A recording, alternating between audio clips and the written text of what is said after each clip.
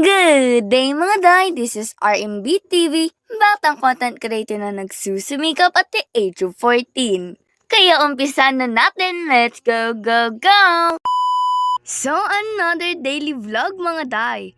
We are here in the clinic para sa adjustment ko. Magtatanong na rin kami kung anong pwedeng gawin since lilipat na nga kami.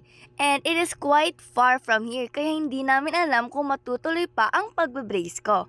But of course, tatanungin pa natin so we can be sure. We then sat down, then si Mama nag-start na nga siyang magtanong. Ang sabi naman, pwede naman ituloy sa ibang clinic, they'll just give us a record. Pero syempre, may bayad yung records na yon. And hindi na namin mag-paid like fully paid. Which is nice para syempre, makasave up rin kami. For me, syempre, mamimiss ko tong place na to. I mean, of course, it is cold.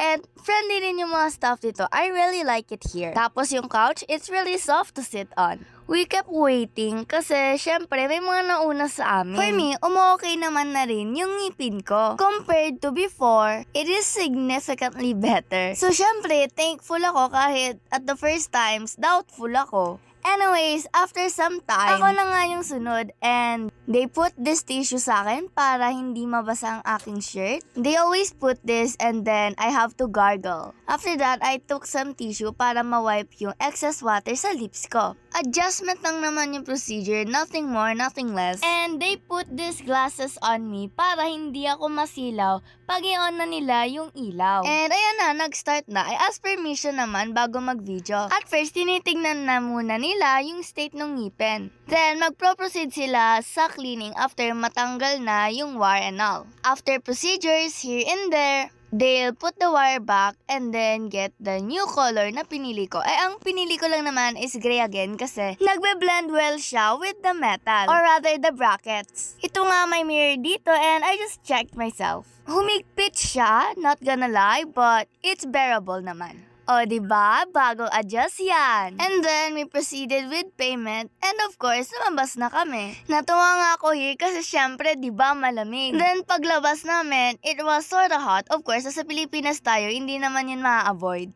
Before we went home, dito nga sa gilid ng clinic, nakita ko tong bakery and na-curious ako kung ano yung katabi ng mga cookies.